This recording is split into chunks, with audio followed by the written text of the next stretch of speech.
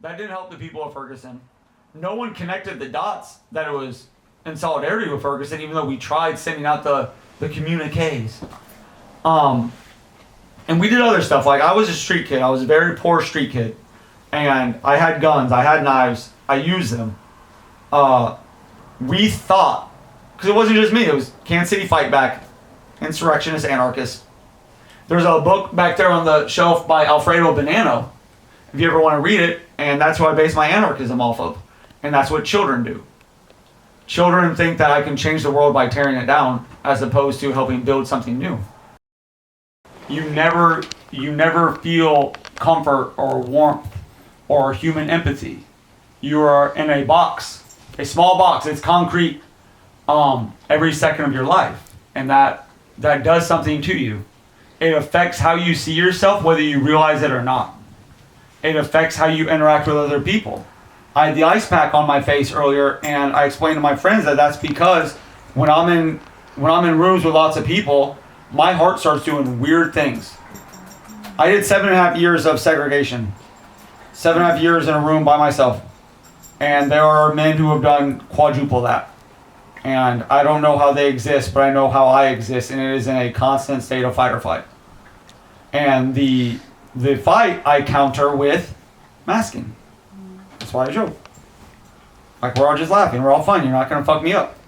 Like, there are big men here that look like big men that have gone after me. And so that's a constant thing where I just have to evaluate, where are we at? And prison instills that in you. You don't think it's going to. You think that you are beating it. You think that you're winning. And I only speak for myself. But you think that, like, I've made it out and I'm good. I'm good. That's it. And in my experience, that hasn't been the case at all. In my experience, it was I got out and I thought I was good, and then everything crumbled mentally. I had it really rough inside prison, and this isn't a unique story, but it's unique for leftists. A lot of us have gone to prison, a lot of us have had different personal issues inside, and each person's story is valuable and priceless for posterity. And this one's mine, and it just happens to be that, like, I was the person who had this bad shit happen. So if you don't know me, I went to prison for a firebombing a congressman's office in Ferguson, Missouri. I don't know if anyone remembers that. It was in 2014. And the cops had murdered a young black man, and in Kansas City, no one gave a shit. I'm from Kansas City, and Ferguson's 3 hours to the east. And so I went and stood beside people that I cared about, like a community I cared about. And I got shot by the National Guard. Like, when they shot those rubber bullets, they'd stick to your skin because it's so hot. I had to get, 1 second. I blacked out my arm because it was so full of scars from doing this shit. So I didn't want to see it no more. I was tired of it. And you'll hear that a lot. Like, a lot of the scars that I've tried to cover up. And some of them aren't physical. But so I did that. I threw the Molotov cocktails, and I don't know how many of you are good throwers, but I'm not. That window was, like, cut that window in half horizontally, and that's how big his office window was. And this congressman had passed laws. He had voted to increase federal funding for local police. He received funds from the same banks that supported the Ferguson police. And he had vocalized. Either works. Oh, okay. He had vocalized support for the National Guard. And we think, like, when we think about National Guard shit, some of us have a very narrow mind to where it's just happening now. But it's been happening in black communities. We can trace that back to the 1800s. Like, they've been sending in federal troops. And I tried throwing those cocktails. It was 2 of them. It was in the middle of the night. I just walked down the street in downtown Kansas City, like, with a backpack full of Molotov cocktails. And I made a mistake, and this is something that I like talking to people about for future, just in case they ever, who knows what you might do. I don't know your story. I had someone else make them. And we thought that was an affinity thing to where I keep us safer. If other people are, like, if everyone's doing something, maybe no one's gonna rap. Or no one knows everything. And that was stupid because the Molotovs were in 2 giant liquor bottles. And they should not be. And what was inside the Molotovs was styrofoam, gasoline, and paint thinner. Those are not a good match. That's not the recipe for a successful firebombing. And so when I threw them, one of them exploded mid-air. Because paint thinner. Like it goes quick. But it still hit the side of the wall. And then the other one, I hit the goddamn window frame. I nailed it. And I thought it was going to go in. I really did. And it burnt some concrete, some brick. And I forgot to lead with this, but I had thrown a hammer before so that the cocktails could go right in. And the hammer right through, not an issue at all. The weight distribution on a hammer is way different Let's do this. And I had like a getaway driver. Like we felt like we were such goddamn revolutionaries. And this was like a month of direct action. We had taken, some of you might have heard this bullshit before if you've heard my boring speeches, but we would take credit cards and we put super glue on them. And we'd go to the banks that supported the police and we'd stick them in and break it. Now you're not doing nothing. We'd go to the police stations and let all the air out of the tire. Because on 12th and Locust, they had their parking lot. And it wasn't even covered. It was just an open air parking lot. We got them all. And that's not helpful. That didn't help the people of Ferguson. No one connected the dots that it was in solidarity with Ferguson, even though we tried sending out the communiques. And we did other stuff. Like, I was a street kid. I was a very poor street kid. And I had guns. I had knives. I used them. So there was lots of shootings. Like, we would shoot up certain buildings. I'm not going to go into all that. But we thought, because it wasn't just me. It was Kansas City Fight Back, Insurrectionist, Anarchist. There's a book back there on the shelf by Alfredo Bonanno, if you ever want to read it. And that's what I base my anarchism off of. And that's what children do. Children think that I can change the world by tearing it down as opposed to helping build something new. And my entire anarchism at that point was violence. We're going to shoot at these motherfuckers. We're going to go get them. And it's not smart unless consequence awareness. If you're ready to do life in prison, that's smart. And I wasn't. I thought I was. I wasn't. I was a bitch. But you're not. Whatever, dude. Mind your own business. Okay. Do. So, thank you. But so I got arrested pretty quickly after that. It took about a week. Someone flipped on me almost instantly, and when they came to arrest me, it was with. Oh my God! Thank you so much. That's really cool. Oh, you remembered. When they came to arrest me, it was with like the machine guns, it was with the big paddy wagon, and they didn't search my roommate's car. We were outside, and they were going to drive me to work. And I was staying with them. I was hiding out. I was underground. I was David Gilbert. Love and struggle. Yeah. And they didn't search their car, and inside their car was like 7 more Molotovs and just a plethora of guns. All of them illegal. Course. And so that's when I learned that the people I care about are not always trustworthy. And honestly, I don't know if I even blame them, because they didn't ask for 50 years in prison. They didn't ask for that. They were asked to support someone who was doing some shit, and they didn't know the consequence awareness. And so when I went to jail, I was sent to CCA. It's a privatized jail. It holds federal prisoners while they're pre-trial. And right now it's holding ICE prisoners. I don't know, captives, ICE captives.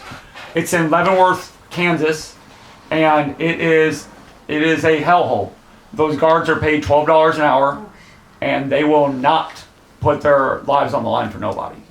And they don't care. And that's where I learned that, like, all the things I thought about prison were wrong.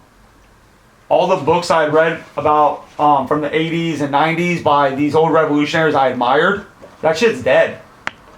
I thought it was going to be filled with class consciousness. I thought it was going to be filled with people just ready to fight these guards and take over and demand that, like, this is our institution. And what I found was that people that have grown up in hard situations and marginalized communities without mental health care often take it out on each other. Men that were never taught impulse control or never shown love do not know how to show empathy when they're in prison. And that is violence. That creates violence. And I don't know if you remember how tall I was from earlier when I was standing, but I'm 5'7" on a good day. I was 140 pounds at that time because I lived on a diet of stolen black beans for the first 2 years. And so I was tiny, and for the next 9 days, I was held in a cell without water. I tell people this story because I want them to remember how sick it can get inside.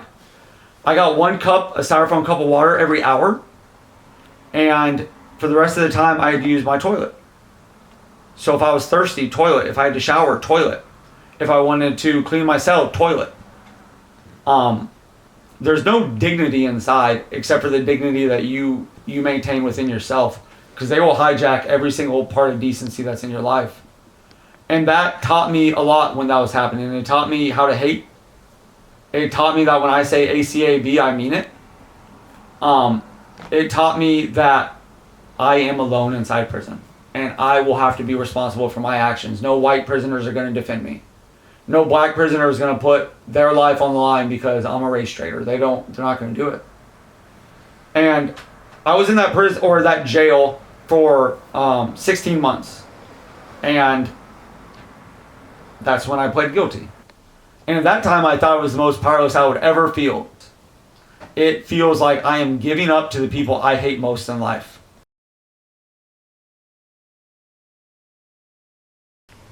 Rob Blagojevich, if any of you remember the dude who sold Obama's governor's seat or Senate seat or whatever, he was there. It's a weird place, and I got comfortable. I got really comfortable. And one time at visit, one of the racist cops yelled at my daughter. She was 2. She considered me dad, like I was dad.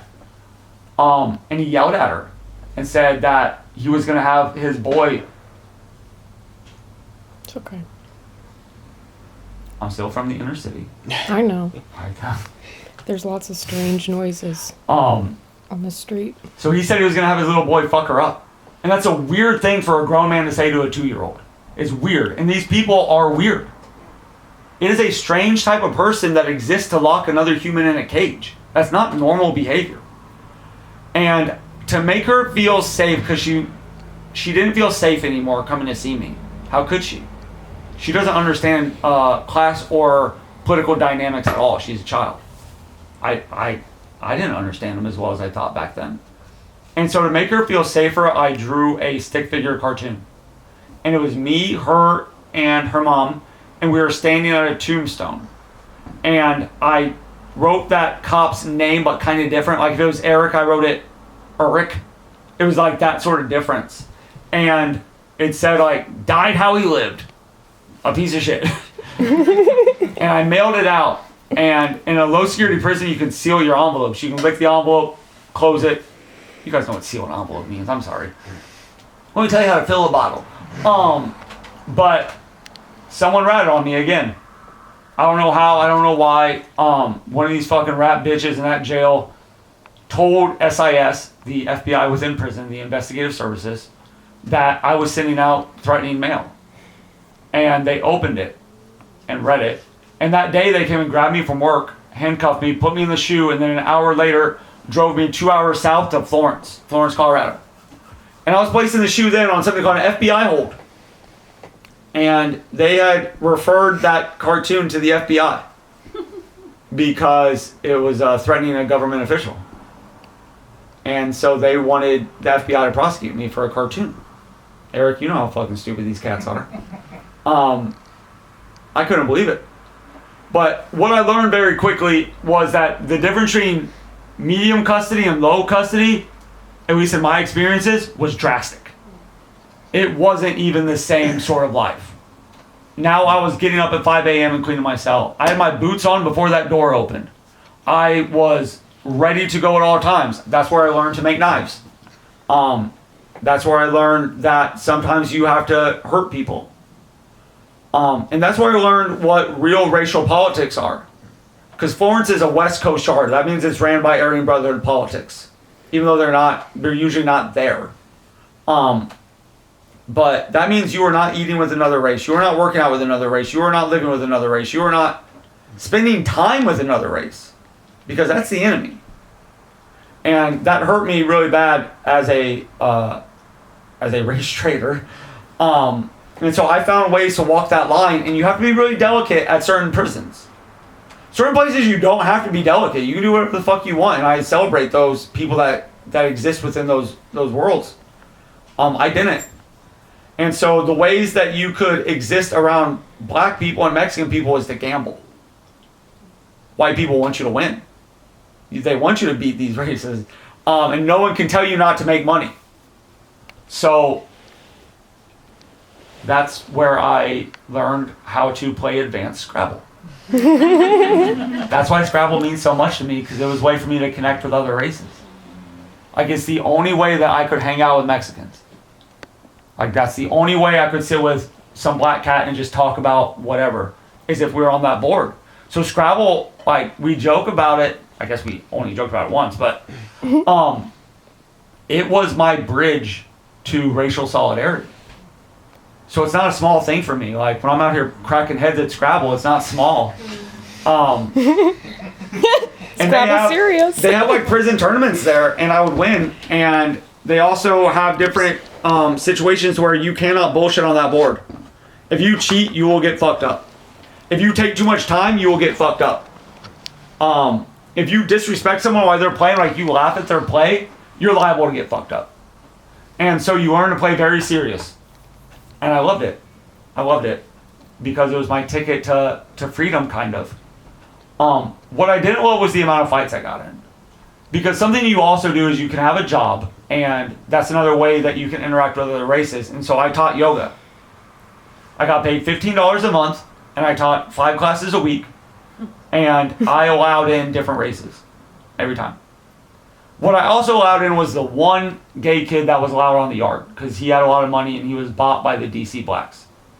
And when I say bought, I think that's a sexual thing. He was a sex slave. But he was allowed to stay on the yard for that reason, and I let him into my yoga class. And as I just said, there was only one gay guy on the yard, and if you don't make that connection, it's because all the other ones got destroyed. They don't last. I don't know what it was like at other institutions. They don't last. And so I let him in, and the consequence of that was that a lot of these Aryan gangs decided that they were not happy with me, and they would show me how unhappy they were. And they would tell me, King, get that effing in out of your class, or we're going to get you off this yard. And in prison, you can do something called standing on it. You can stand on your beliefs. Like, you going to stand on it, bitch? And so I would stand on it. Because if there's one thing that I stand for besides racial solidarity, is queer solidarity. Every part of my life is, I'm writing. And so I would get in fights usually with Aryan Circle members. There was also UAB cats, United Aryan Brotherhood. That's a gang out of Oklahoma. These fucking white trash dirtbags don't have 2 pennies rubbed together, but they think they're superior race. And so we would fight, and it's always 2-on-1. And I knew how to box. Like, I've boxed my entire life from the age of 7 to 24. So I could hold my own to protect myself. But very often, I was not the winner of these fights. And you can't leave your cell if you've got black eyes, because then the cops will know that you're in a fight. You're dry snitching on yourself. So I would have to stay in the cell, and people would have to bring me food. And if I had a visit that week, I would try to hide it. I never got caught going to a visit with a black eye. And I think that's because the guards wanted me to keep getting fucked up. One of the things that I did that affected my life for the rest of my life was there was a transgender allowed on the yard, and their name was Crazy Pete. That's the name that they went by. And they wanted, the DC blacks wanted to buy Crazy Pete. And the whites wanted to beat him off the yard. Not beat him off. They wanted to fight him off the yard. And I said, no. You're not doing it. You're not getting Pete. You've got enough on me, you're not getting Pete. And the white motherfucker said, like, King, get the fuck. we're doing this. You don't have to like it. And I barricaded Pete inside my cell. And I got my knife, and I stood at the doorway and said, come get him. What do you want to do? What is your life worth right now? Is your life worth Pete's life? Is that how little you value yourself? That it's the same value as someone you hate? And that standoff lasted for about 20 minutes before someone named Paul came to have my back. Paul was a converted ex-abortion bomber. Paul had bombed or attempted to bomb an abortion clinic in Texas 12 years before, and had very slowly and delicately became a very serious leftist. And Paul saved my life because Paul had respect on that yard. And so Paul stood by me and said, just let this one go. Let it go. Later, Pete tried becoming, what's it called? Detransitioning? They tried, I don't know what it, Yeah. Okay, thank you. And that was not accepted because now he wasn't standing on it. Now, not only are you were this, but now you're that. You're backtracking. And Pete got fucked up. And I couldn't protect that one. That was what I dedicated my life to at that time period. And I wish I had found other ways to stay safe. I don't regret the Pete situation. I don't regret the racial solidarity. But I grew angry. I grew very angry at the people that were holding me captive. I grew angry that I could not touch Rochelle. Rochelle's my wife. I could not touch her hand more than once in a visit. Hug, handhold, that's it. And now you're across the table and you can't hug this person. You can't touch them. My little girl, if she was standing up for more than a couple seconds, she would get told to sit down and the visit's over. I couldn't hug them.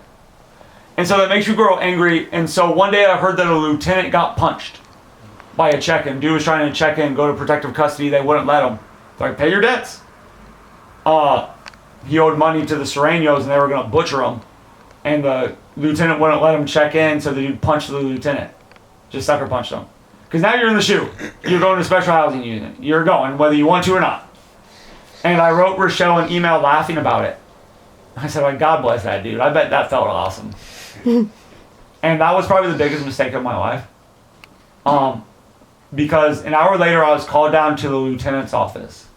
And the lieutenant was Lieutenant Wilcox. He's 5'11", 220, bald. Just picture every bald white man you've ever hated. No. Eric. No one said nothing about you. This isn't about you. This is about me. But he didn't like what I had said, and he decided to get in my face, yell at me, spit on me. And I'm standing there straight-faced. And then he called me a terrorist. And I started laughing. Like, you buffoon.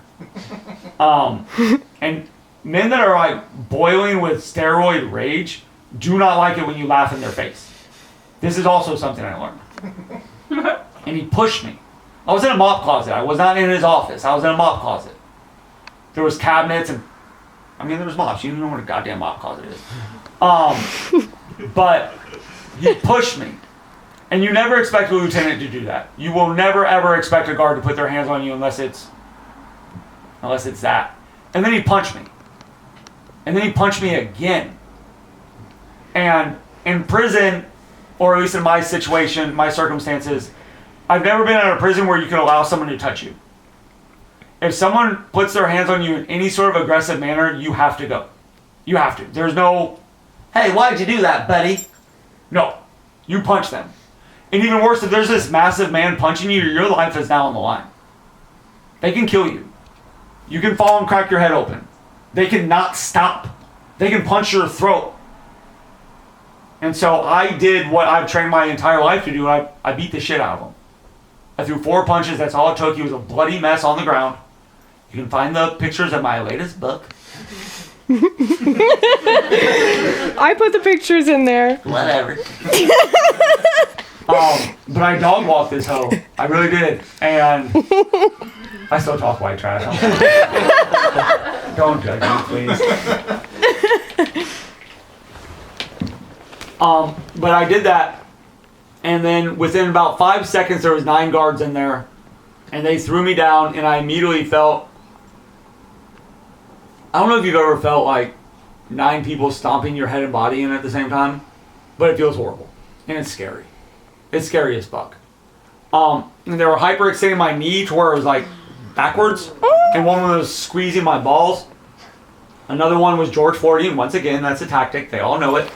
And another one was this female lieutenant. I forget her name. She's in the book. But she was stomping the shit on my head, just screaming at me. You motherfucker. You motherfucker. And it's confusing because you don't know if they're going to stop. Like, what's next? And so then they pick me up, slam my face against the wall, and then slam me back down again to kick and boot again. Pick me up again. Took me outside. This video is on Instagram. You can see them do it because we got the security footage. But they slammed me down again. George Floyd me again. And then they put me in a striker chair. The chair where you're strapped down is the cover of the book. That's called a striker chair. And they carried me down a flight of stairs. Took me into a room that only had one bed in it. It was a metal bed with a very thin mattress. And they put me up against the wall. And 6 men took metal shears, like a hook. Put that in my clothes and ripped my clothes off. Ripped them off completely, butt naked. And then another one came and brought me this weird, like, oversized pair of boxers. And they had me step in it. And I thought I was going to get raped. That's what you think's going to happen. When you have men cutting your clothes off, you know nothing good's about to happen. So they ended up chaining me to that bed. They sit you down and then spread you out. So I was a human X. And they stretch you out as far as you can go. As far as you can go, and then they handcuff as tight as they can go. And they do that to your legs also. That's called forward pointing. 400 years ago, it was called quartering. Things have not changed. And they leave you there. And the second you're chained, the electricity starts in your body. Because that is a pain that is hard to describe. And it is everywhere. It's your ankles, it's your hips, it's your knees, it's your throat, it's your neck, it's your ribs, it's your body. And it's hard to breathe. And you cannot move. You can turn your head. You try. I can still not feel most of my left arm. Like here. Some parts of my ribs, some parts of my leg. I lost feeling in it within 7 seconds. I was chained to that bed for 7 hours. And all you can see is a fluorescent light right above your face. And you have to find a way to exist within your suffering. Because when your entire existence is this one painful moment, all you have to do is get to the next painful moment. Like if I can survive this 1 second, I can survive the next one. And that does not work. It feels good when you're saying it to yourself, like, I got this, just 1 more second. And then you feel the shooting pain down your whole body. They don't let you up for bathroom breaks. These pictures, by the way, are also in the book. If you feel like seeing something fucking brutal, please buy the book. How do you have photos of all of this stuff? We took them to trial. Or to court. We sued them. Oh, and there were like cameras in this? They were filming it, yeah. They were filming the entire thing. Okay. All 7 hours are on tape. Wow. And if you think I haven't watched that tape 1,000 times, then you don't know me. Because I need to prove to myself that it actually happened. And I start gaslighting myself. Like maybe I'm actually just a whiny bitch and it wasn't that bad. It was that bad. I ended up having to piss on myself on that bed. And the mattress was foam. And foam absorbs liquid. And so I had the indignity of having to turn my hips to pee all over myself. And the foam soaked it up. And so I just laid in a puddle of piss for about 4 hours. And I had to constantly remind myself that this is not a reflection of who I am. I did not cause this. This is their inhumanity. And that's something we need to remember now with the police as well. That taught me to hate again. I thought the pepper spraying and the drinking on the toilet would be the end of this, and it wasn't. And I thought the 4-pointer would be the end of it, and it wasn't either. Resistance in prison is met with force. If you resist inside prison or you demand to live by your ethics, you will be put in place. And I did, and I was. Every time. When they were done 4-pointing me, they drove me to USP Florence, which is one of the nastiest penitentiaries you can imagine. And they put me in a cell, and that cell was covered in human shit, head to toe. Wall to wall. It was all dry, but it stank. The person before me was called a bug. That's what they call him. He's a fucking bug. That means someone with mental health issues. And they had done that to protest. And what they had also done was left about 2 pounds of shit in the toilet. To the point where it was sticking out of the toilet.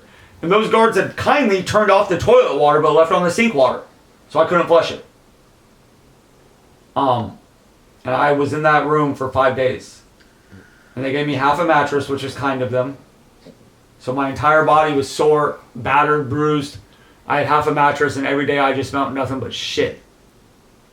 Online you can hear me talking to the cops about this.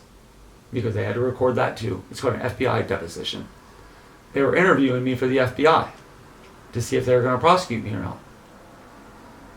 I was then driven to USP Leavenworth. This is all before your sentencing? Dog, this was before my second sentencing. This is after I'd been sentenced to 120 months. So I'd been in for about 3 years at this point. I was driven to USP Leavenworth, and that's a 10-hour drive, and halfway through we pulled over to a parking lot at an abandoned gas station. And this scared me to death, because when you're driving to another facility, there's a car in front of you and a car behind you, and they both have 3 people in them, and they all have guns. And that's to make sure you don't escape. Even though you're shackled, you're shackled everywhere. And so they drove me to this parking lot, and they said, "King, get your bitch ass out." And I tried refusing. You're not refusing. You are not in control. And they walked me onto the gravel, and they said, "Get on your knees." And I'm thinking, they're going to say I tried to escape. And they were going to kill me for fucking up their friend. Get on my knees, and then someone pulls my pants down. Bare ass, and says, "Pee." What? Says, "Piss. This is your only time to piss, and you're not going to piss in our car. Do it."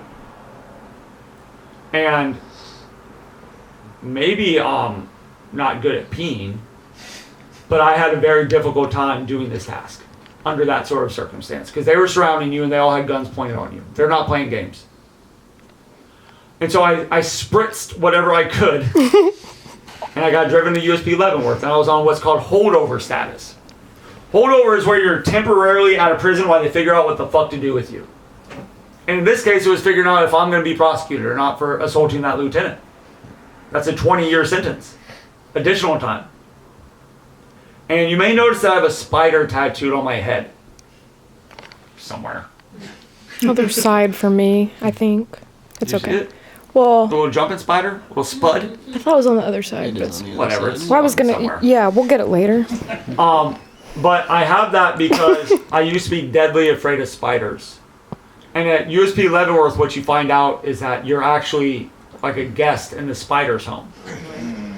Because I was obviously placed in the shoe again. Like, they're not going to let you back on the yard. So I was in the fucking Leavenworth shoe. And it had more spiders than I can remember. Scary ones, like big ones. And now I know the big ones aren't actually the scary ones. It's the little motherfuckers. But I was terrified every day. And at first I would kill them. And then I would just cry. Because, like, who am I? Like, because of my size, I now get to dominate something smaller. That's the same thing happening to me. And so you have to reevaluate, like, I'm in a bad situation, but does that give me an excuse to hurt something that's also in a bad situation? And the answer is no. Like, you have to maintain your values. And so I started becoming friends with the spiders. And I would still get creeped out if I was sleeping and one landed on my head. Like, get off me, you bastard. But I began to accept them and, like, see myself as a guest in their home. And so when I got out, I honored the gift that they gave me by getting it tattooed on me, so I wouldn't forget them. I don't want to forget what happened to me. And you can. It can slip by. After 6 months in that shoe, they told me they weren't going to prosecute me. And they drove me to they flew me to a penitentiary in Kentucky called USP McCreary. That place it's violent, dog. Like, it is violent. Every day there was someone stabbed. Every day there was someone brutalized. Every day there was something. And you internalize that. You internalize this intense violence that you see every second of the day. And I still haven't turned off my fight or flight. Because you can't let your guard down. One day, Trump started talking shit about Antifa just a little. It wasn't all the way there yet, but it was a little bit. And I had it tattooed on my face. I've since covered it up because I'm sick of that shit. I don't need that. I don't need that heat. I'm not sick of anti-fascism. I'll die for anti-fascism. I'm sick of like showing people my bullseye. And so they took me from my cell at 5 a.m. and they walked me to the lieutenant's office. I get emotional sometimes talking about this shit, so I'm not a pussy. Don't judge me. Yeah. We know. Self-deprecation is a way that like I manage dealing with this stuff. So they took me to a office. It's in the lieutenant's office, and they sent me down for a safety check. They said, King, you're in danger. People are sending out emails saying they're gonna fuck you up. And there was some gang, it was the UAB again, those Oklahoma trash. And they said, are you safe? And that's a test. Because if you say no, you're now a PC cat and you're going to that shoot for 6 months and you're a target. You will get hurt. The rest of your bid, someone will know that you asked the cops for protective custody. And that's a green light for any race and any gang. Green light means that they can go. Green light. It means they can go on you at any time. They don't need permission. And so I said, yeah, I'm safe, dog. I'm very safe. He's like, are you sure? We have the emails. They're saying it's today. I'm like, you fucking dude. He's like, yes, I'm safe. And you know what's about to happen. You know something bad's coming your way. No matter what. This doesn't end well. And they took me to an outside rec area that was chained off. And there was one person standing in it. He was about 5'11", 5'12", 6'1". He was in the taller than me range. And the cops made me walk up to him, and they just stood there. And they were all smiling, and there was like 4 cops on the other side just watching. And the dude walked up to me, he was like, yo, what's up, man? I'm fucking Jigsaw or whatever, some white trash nickname. And he asked my name, and I said, Eric. And he immediately looked at me, he's like, oh. And he started walking, he started just walking slowly, and I know what's about to happen. I'm not dumb. But I'm waiting. And this fucking dude, he's like, isn't that like just a wild sunrise? Oh my God. I'm like, yeah. And as soon as he said that, like, I knew, and he took off. He started punching. And once again, I have good defense, and so I was able to prevent him from hurting me.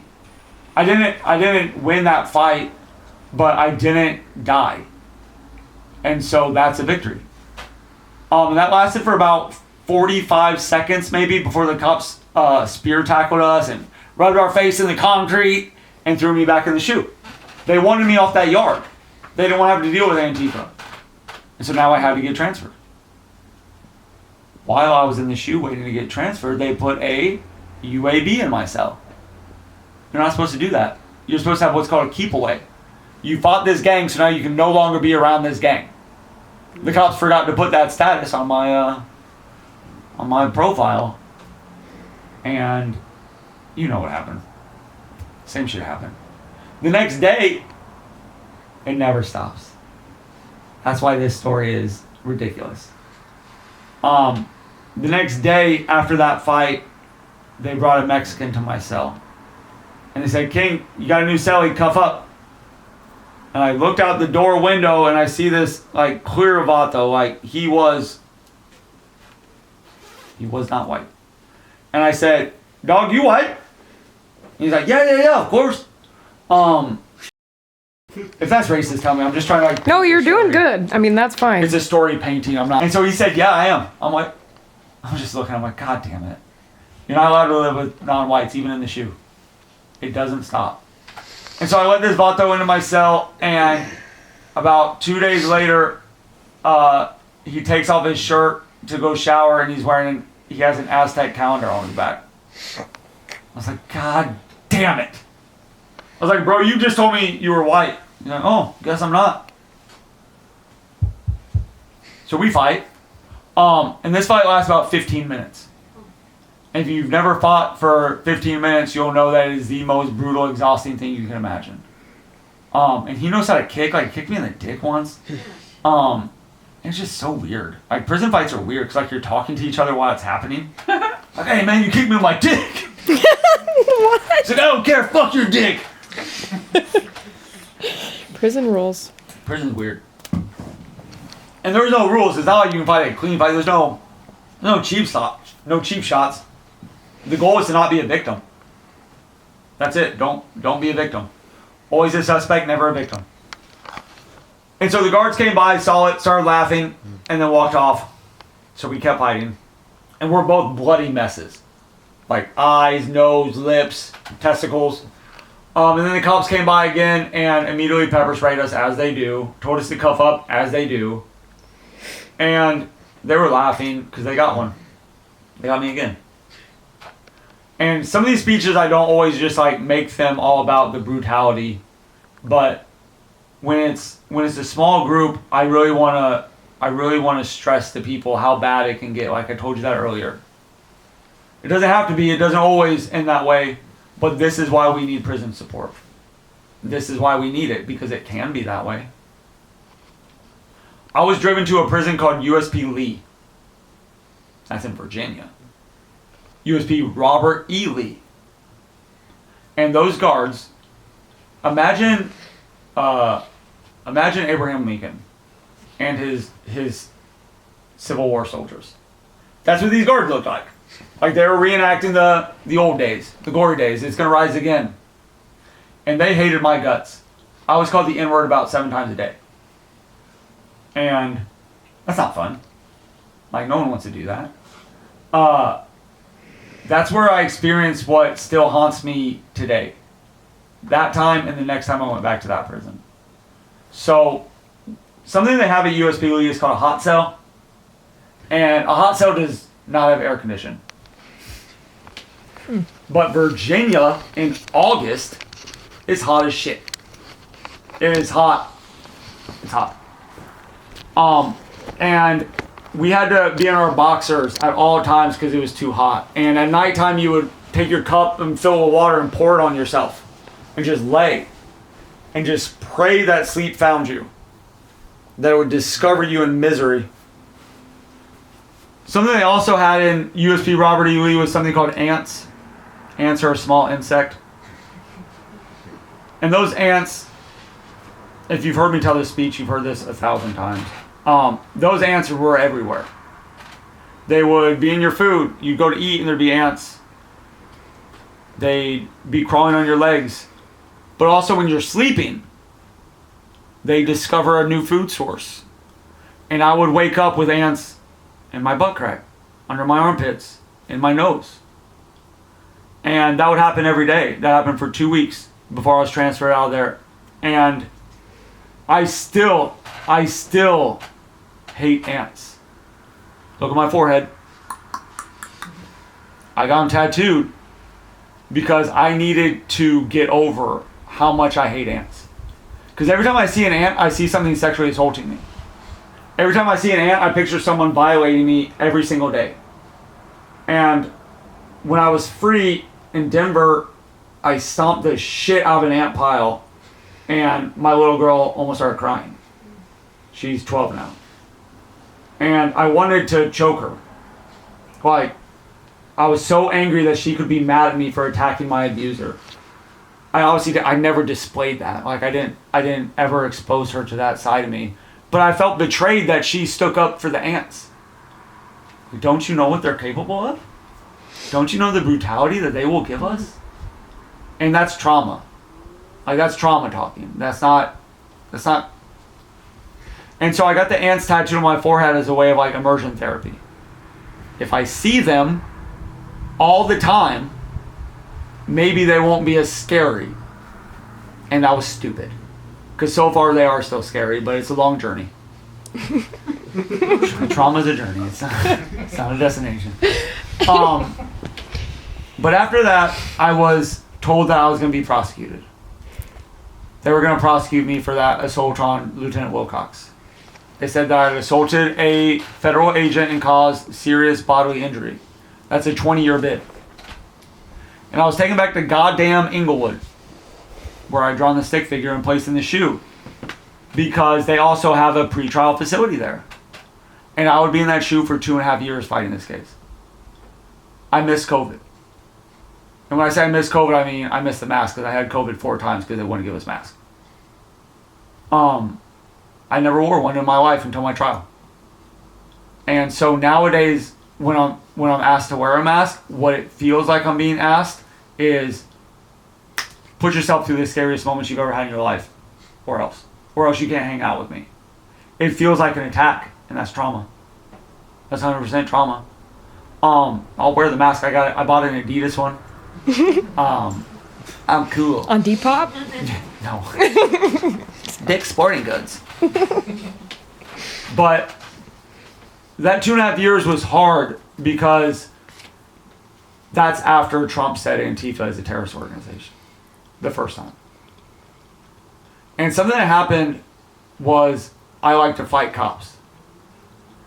And when you're a pretrial facing 20 years and you're fighting cops, you're a fucking idiot.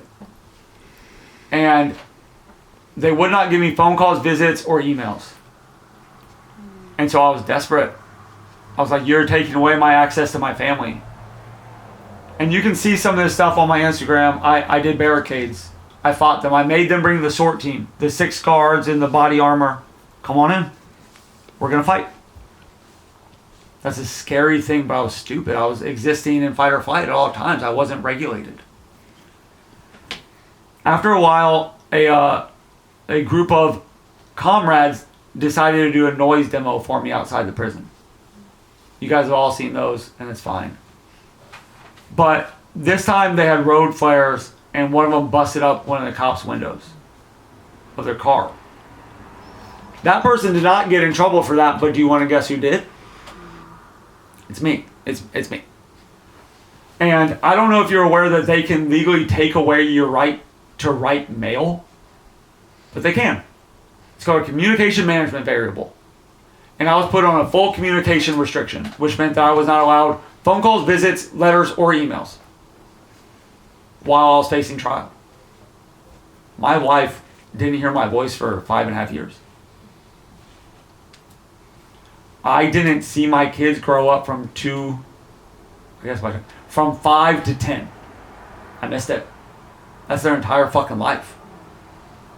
When you're isolated like that and you don't get to communicate with your kids, what happens is that they forget who you are. Not literally, but they don't know you anymore. You no longer exist as dad, you exist as this guy. And that still rips my heart out. I still cry about that a lot. I had to relearn them and they had to relearn me. And when you have some scary tattooed guy move into your house that you barely know anymore, that's a hard transition to make. And that's not fair for children. I ended up taking it to trial, but before I did, I raised hell, as I just told you. And one time they got tired of it. But I didn't care because you've taken away everything. If I don't have my family, if I don't have communication, what else can you fucking do to me? And what they can do is put you in a empty cell. And so every time the cops would walk by, if I want to get my sugar pack, I would throw shit in his face. Literal shit. You'd shit in a bowl and you'd mix it with rotten milk and you'd wait. That's not something a rational human does. That's someone who's existing in a very, very dark place. And I would do this all the time. I come get it. Come get it. What are you going to do, bitch? Because I hate these people. Like, I hate them. And now you've stolen my family. So, one time I was in a cell, and it's an empty cell. This happened to me all the time, where they put me in a cell with nothing in it but a mattress.